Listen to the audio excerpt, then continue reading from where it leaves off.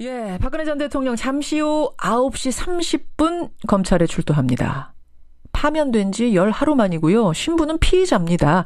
검찰은 뇌물수수에 초점을 맞출 걸로 예상이 되는데 조사는 어떻게 진행이 되는지 또 현장 분위기는 어떤지 궁금한 게 많습니다. 일단 삼성동 현장부터 연결을 하죠. 삼성동 박 전 대통령 자택 앞에 CBS 송영훈 기자 나가 있습니다. 송영훈 기자. 예, 저는 지금 삼성동 박근혜 전 대통령 사저 앞에 나와 있습니다. 예, 지금 시각 7시 35분. 어떻게 분위기 어떻습니까? 네, 박 전 대통령 지지자들은 현재 100여 명이 태극기를 들고 자택 앞에 모여 있는 상황인데요. 예. 시간이 지나면서 점점 불어나고 있습니다.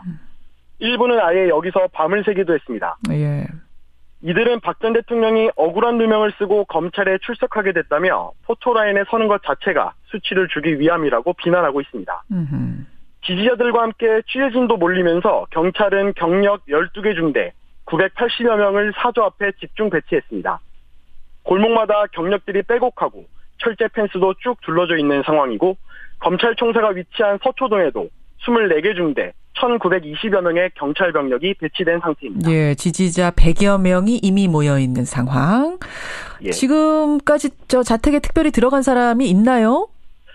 네, 있습니다. 박 전 대통령의 올림머리를 담당했던 정송주 자매는 오늘도 어김없이 방금 전 7시 10분쯤 자택을 들어갔습니다. 그러니까 머리 담당하는 원장하고 메이크업 담당하는 원장하고 둘 다 들어간 거예요?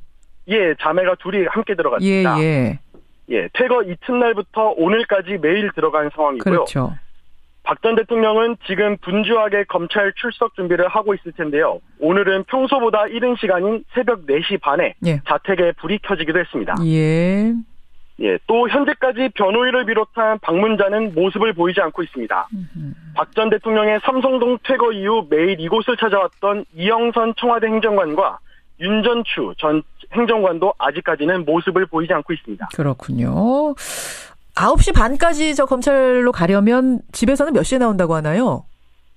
네, 우선 이곳 삼성동 자택에서 박 전 대통령이 출두하는 서울중앙지검까지의 거리는 5km 정도입니다. 예. 경찰이 통제하는 만큼 차량으로 약 7분 정도면 도착할 수 있어서 9시 넘어 삼성동 자택을 나올 것으로 보입니다. 예. 다만 박 전 대통령 측이 출두에 앞서 준비한 메시지를 발표한다고 밝힌 만큼 자택에서 예상보다 빨리 출발해 사전 메시지를 전달할 가능성도 있어 보입니다. 그렇죠. 그 메시지가 뭐가 될 것인가 이 부분 관건이다. 앞에서 권민철 기자가 지적을 해줬는데 어떤 입장을 밝힐지 좀 새어나오는 이야기가 있습니까? 네, 우선 박 전 대통령 측이 어제 청사에 들어가기 전 메시지를 발표하겠다는 입장을 내놓기는 했는데요. 예. 어떠한 메시지일지는 아직까지 밝히지 않고 있습니다. 박 전 대통령 측 변호인들 또한 그동안 취재진의 어떠한 질문에도 대답 없이 보안을 철저히 지켜온 상황입니다. 예. 다만 그동안 박 전 대통령이 엮은 것이다, 억울하다, 심지어는 어거지라는 표현까지 써가면서 혐의를 강하게 부인해온 만큼 오늘도 진실은 밝혀진다는 식의 혐의를 부인할 가능성에 무게가 조금 더 쏠리고 있습니다. 그렇죠. 예. 다만 사과나 속죄가 있다면 메시지에서 그 비율이 얼마나 될지는 지켜봐야 될 것 같습니다. 그래요. 송영훈 기자, 지금 7시 반이기 때문에 아직은 좀 이른 시각이고 9시를 전후해서 박근혜 전 대통령이 집을 나설 가능성이 크죠?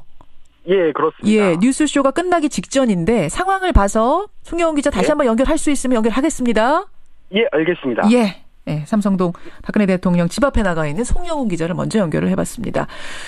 궁금한 게 많습니다. 박근혜 전 대통령 메시지는 어디서 발표를 할 건지 또 어떤 메시지가 담길지 메시지를 발표하고 검찰에 들어가서는 조사가 어떻게 이루어지는지 하나하나 미리 좀 짚어보겠습니다. 강신업 변호사 연결을 해보죠.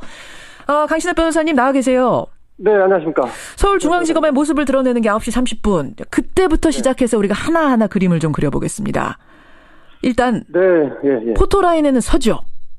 그렇죠. 포토라인을 물론 이제 비켜가서 안 설 수는 있습니다만 그러기 위해서는 다른 데로 지하로 들어간다든지 그래야 되는데 그러지는 않을 것으로 생각이 되고요. 포토라인에 설 것입니다. 그렇죠. 거기에서 메시지를 육성으로 읽을 가능성이 지금 가장 큰 건데 어떤 입장을 밝힐 거라고 보세요? 네, 메시지를 준비했다고 그러죠. 예. 그래서 아무래도 그 메시지를 준비 안 하고 바로 그냥 즉흥적으로 대답을 할 수 있습니다만은 박 전 대통령 스타일은 그거보다는 아마 메시를 준비해 와서 적어올 가능성이 있어 보이고요. 예. 그래서 그것을 읽는 식으로 국민들의 어떤 메시를 전할 것으로 예상이 됩니다. 예, 예. 거기에는 아마도 자신의 혐의를 인정한다든지 뭐 이런 것은 아니고 적어도 이 파면까지 어쨌든 당한 마당이기 때문에 그런 것을 포함해서 국민께 좀 죄송하다는 말씀, 이런 수사까지 받게 돼서 이런 얘기는 좀 담길 것으로 예상이 되고요. 예, 예. 그런 다음에 수사에 어떤 성실히 임하겠다 정도, 이 정도가 예상이 됩니다. 이런 메시지도 수사에 영향을 줄 수 있나요? 글쎄요, 지금 이제 전략적으로 판단할 가능성이 있는데요. 그때는 이제 파면을 당하기 전에는 그래도 현직 대통령이라는 어떤 신분이 유지됐기 때문에 좀 강경한 입장을 취했다면, 예. 지금은 이제 대통령직도 이제 물러난 것이고요.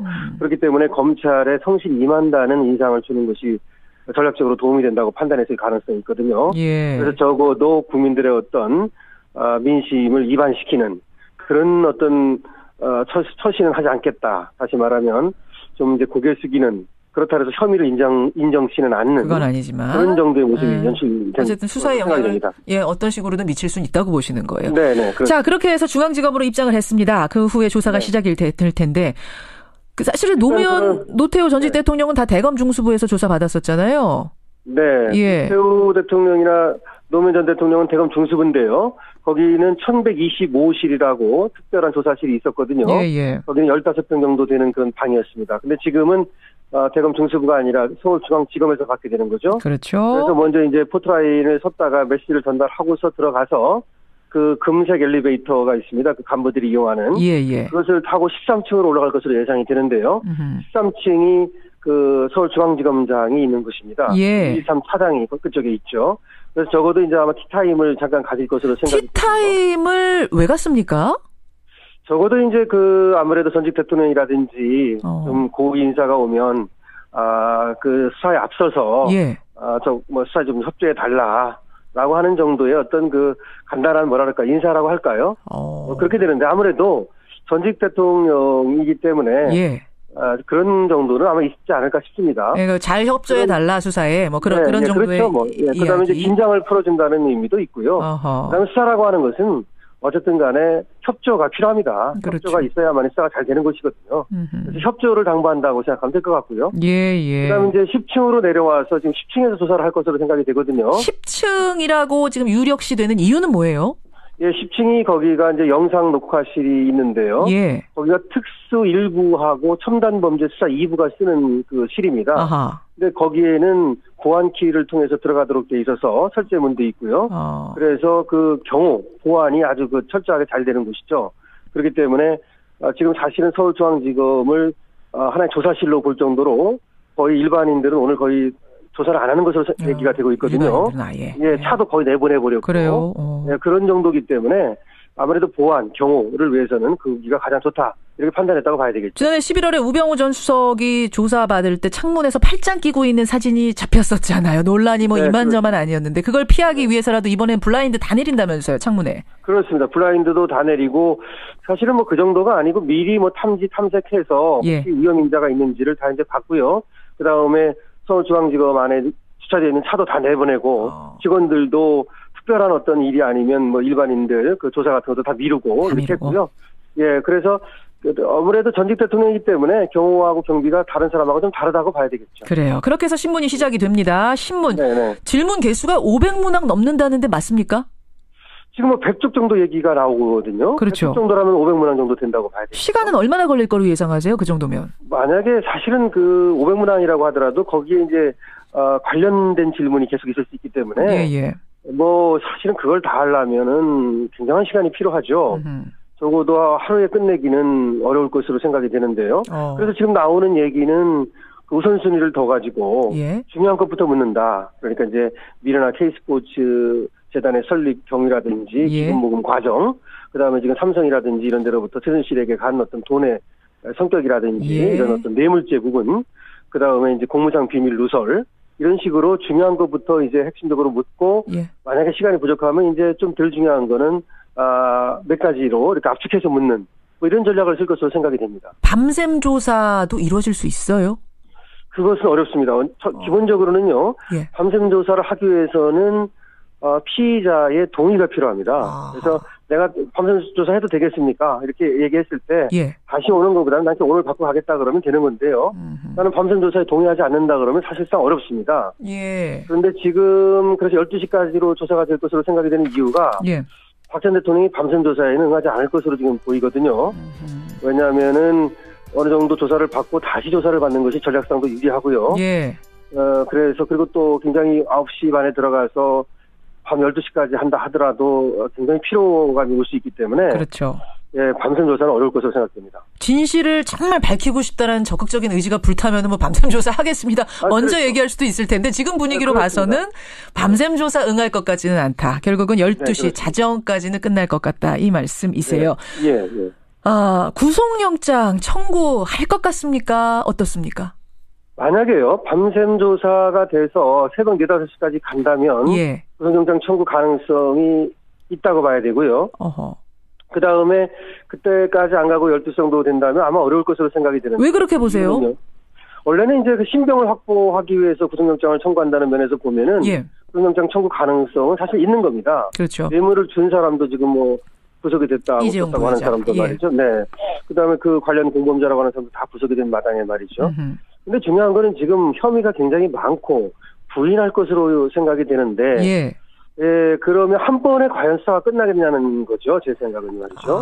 그래서 노태우 전 대통령 같은 경우도 한 번에 끝나질 않고 처음에 17시간 조사를 받고요. 맞아요. 그다음에 보름 있다가 다시 소환을 해서 다시 새벽까지 조사를 한 다음에 구속영장을 청구했거든요. 예. 그런 전례에 보면 또 혐의가 굉장히 많다든지 또 전 대통령께서 말씀하신 스타일이 이렇게 명확하지 않기 때문에 시간이 굉장히 많이 걸릴 수 있어요. 예. 하나를 설명하는 데. 정리를 좀 해보죠. 예.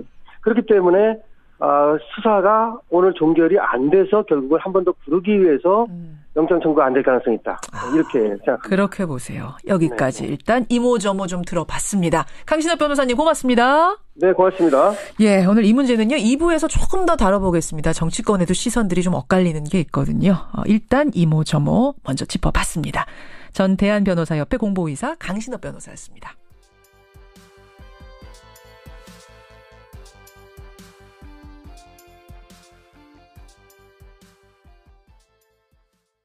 육성으로 읽을 가능성이 지금 가장 큰 건데 어떤 입장을 밝힐 거라고 보세요?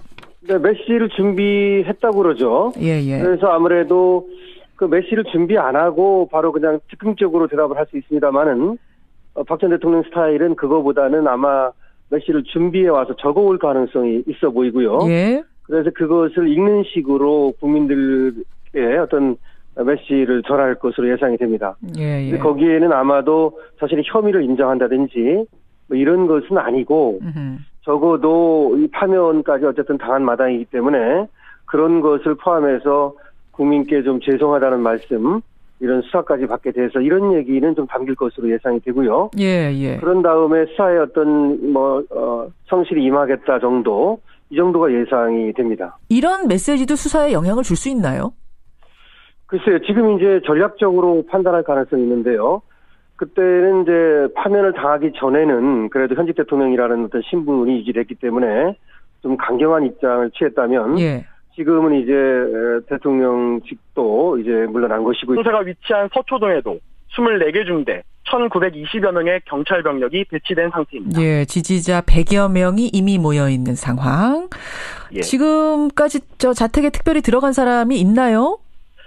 네, 있습니다. 박 전 대통령의 올림머리를 담당했던 정송주 자매는 오늘도 어김없이 방금 전 7시 10분쯤 자택을 들어갔습니다. 그러니까 머리 담당하는 원장하고 메이크업 담당하는 원장하고 둘 다 들어간 거예요? 예, 자매가 둘이 함께 들어갔습니다. 예, 퇴거 이튿날부터 오늘까지 매일 들어간 상황이고요. 그렇죠. 박 전 대통령은 지금 분주하게 검찰 출석 준비를 하고 있을 텐데요. 오늘은 평소보다 이른 시간인 새벽 4시 반에 자택에 불이 켜지기도 했습니다. 또 현재까지 변호인을 비롯한 방문자는 모습을 보이지 않고 있습니다. 박 전 대통령의 삼성동 퇴거 이후 매일 이곳을 찾아왔던 이영선 청와대 행정관과 윤전추 전 행정관도 아직까지는 모습을 보이지 않고 있습니다. 그렇군요. 9시 반까지 검찰로 가려면 집에서는 몇 시에 나온다고 하나요? 네, 우선 이곳 삼성동 자택에서 다만 사과나 속죄가 있다면 메시지에서 그 비율이 얼마나 될지는 지켜봐야 될 것 같습니다. 그래요. 송혜원 기자, 지금 7시 반이기 때문에 아직은 좀 이른 시각이고 9시를 전후해서 박근혜 전 대통령이 집을 나설 가능성이 크죠? 예, 그렇습니다. 예, 뉴스쇼가 끝나기 직전인데 상황을 봐서 송혜원 기자 다시 한번 연결할 수 있으면 연결하겠습니다. 예, 알겠습니다. 예. 네, 삼성동 박근혜 대통령 집 앞에 나가 있는 송영훈 기자를 먼저 연결을 해봤습니다. 궁금한 게 많습니다. 박근혜 전 대통령 메시지는 어디서 발표를 할 건지 또 어떤 메시지가 담길지 메시지를 발표하고 검찰에 들어가서는 조사가 어떻게 이루어지는지 하나하나 미리 좀 짚어보겠습니다. 강신업 변호사 연결을 해보죠. 강신업 변호사님 나와 계세요. 네, 안녕하십니까. 서울중앙지검의 모습을 드러내는 게 9시 30분. 그때부터 시작해서 우리가 하나하나 그림을 좀 그려보겠습니다. 일단 예. 포토라인에는 서죠. 그렇죠. 포토라인을 물론 이제 비켜가서 안 설 수는 있습니다만 그러기 위해서는 다른 데로 지하로 들어간다든지 그래야 되는데 예.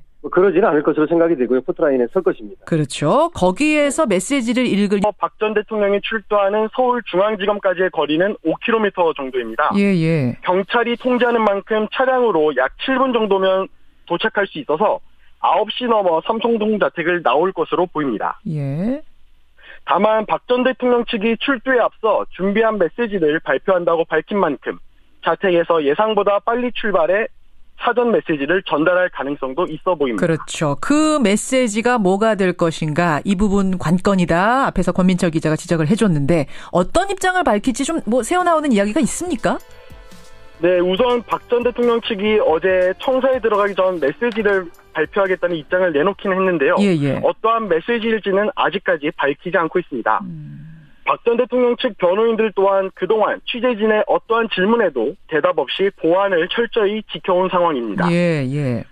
다만 그동안 박 전 대통령이 엮은 것이다, 억울하다, 심지어는 어거지라는 표현까지 써가면서 혐의를 강하게 부인해온 만큼 오늘도 진실은 밝혀진다는 식의 혐의를 부인할 가능성에 무게가 조금 더 쏠리고 있습니다. 그렇죠. 예. 다만 박근혜 전 대통령 잠시 후 9시 30분 검찰에 출두합니다. 파면된 지 열 하루 만이고요. 신부는 피의자입니다.